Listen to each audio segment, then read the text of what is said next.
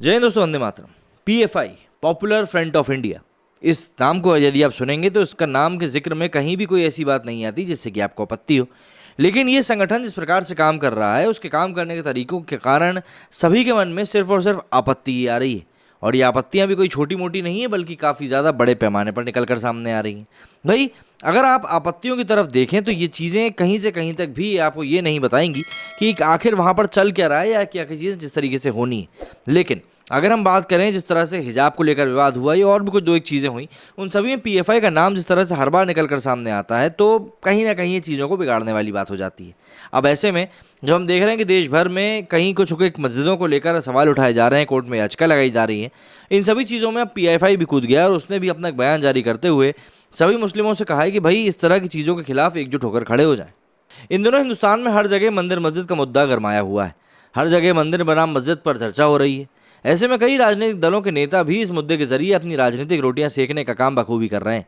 इसके अलावा कई आम लोग ऐसे भी हैं जो इस मुद्दे के बारे में अनाप शनाप बातें कर सोशल मीडिया पर जमकर अफवाह भी फैला रहे हैं।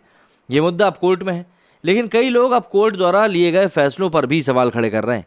इसी कड़ी में मंदिर मस्जिद विवाद में अब पीएफआई यानी कि पॉपुलर फ्रंट ऑफ इंडिया भी कूद गया है। पीएफआई ने कुछ ऐसी बातें कही हैं जिससे आम हिंदुस्तानी का पारा गरमा सकता है। पीएफआई ने ज्ञानवापी मुद्दे और देश में हो रही मंदिर मस्जिद विवाद पर मुसलमानों से अपील करी है कि वो मस्जिदों के बारे में जो बातें वर्तमान में हो रही हैं उसका विरोध करें। अगर साफ शब्दों में कहें तो पीएफआई ने देश के मुसलमानों से अपील करी है कि वो मंदिर मस्जिद विवाद का विरोध करें। इसके लिए पीएफआई ने बाकायदा एक पत्र भी जारी किया। इस पत्र में पीएफआई ने देश के मुसलमानों से अपील करी है कि मस्जिदों और उसके पूजा स्थलों के खिलाफ जारी कार्रवाई का खुलकर विरोध करें। इतना ही नहीं, पीएफआई देश के मुसलमानों को भड़काने के साथ हिंदुस्तान की न्यायपालिका पर भी सवाल खड़े करता है। पीएफआई ने सुप्रीम कोर्ट के ज्ञानवापी मस्जिद के वजूखाने पर प्रतिबंध लगाए जाने के लिए कहा कि निराशाजनक है। इसके बाद पीएफआई ने कहा कि अदालत ने इस प्रकार के दावों को तथ्यों के आधार पर परखने की ज़रूरत नहीं समझी। इससे आने वाले दिनों में कोई भी कहीं भी किसी भी पूजा स्थल में अपना दावा कर सकता है। अगर पीएफआई के बारे में बात करें तो अक्सर अपने विचारों और वक्त वक्त में भड़काऊ बयानों को लेकर पहचाने जाने वाले पीएफआई मतलब कि पॉपुलर फ्रंट ऑफ इंडिया एक इस्लामिक संगठन है। पीएफआई के अनुसार वो देश के मुसलमानों की आवाज़ उठाने के लिए एक आवाज़ है। पीएफआई का संगठन 2007 को केरल में किया गया था और कहा जाता है कि इसकी प्रमुख जड़ केरल में ही बहुत गहरी हुई और विकसित भी हुई, जिसके बाद इस विवादित संगठन ने पूरे देश में अपने पैर पसारने शुरू कर दी। आजकल इसका हेड ऑफिस दिल्ली के शाहीन बाग में बताया जाता है। शाहीन बाग वही जगह है जहां पर सीए और एनआरसी के विरोध में पूरे 100 दिनों तक आंदोलन चला था। पीएफआई की बैठक में जिन मुद्दों को लेकर लेटर जारी किया गया उसमें कुछ मुद्दे इस प्रकार हैं, जैसे पीएफआई ने ज्ञानवापी में वजूखाने पर रोक का विरोध किया और संगठन ने कहा कोर्ट का फैसला निराशाजनक है। इसके अलावा कोर्ट में दायर याचिकाएं वर्शिप एक्ट 91 के खिलाफ हैं और अदालतों को इन्हें मंजूर नहीं करना चाहिए।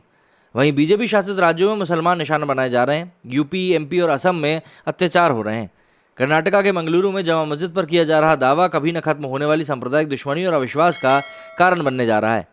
इन सभी चीज़ों के कारण पीएफआई लगातार विवादों में बना ही रहता है और इसीलिए पीएफआई को लेकर ये भी कहा जाता है कि ये कुछ ऐसे संगठनों को तोड़कर बनाया हुआ एक नया संगठन है जिनको कि भारत में लगातार बैन किए जाने की बातें चल रही थी। बहरहाल पीएफआई ने जो भी कुछ किया है वो सभी के सामने है। लेकिन अगर उसने कोई लेटर जारी किया है, जैसा कि बताया भी जा रहा है कि लेटर जारी किया है उन्होंने, लेटर जारी किया जा रहा है, तो उसके बाद कुछ ना कुछ रिएक्शन तो ज़रूर निकल कर सामने आएगा। मेरे स्टूडियो फिलहाल इतना ही। जय हिंद, जय भारत।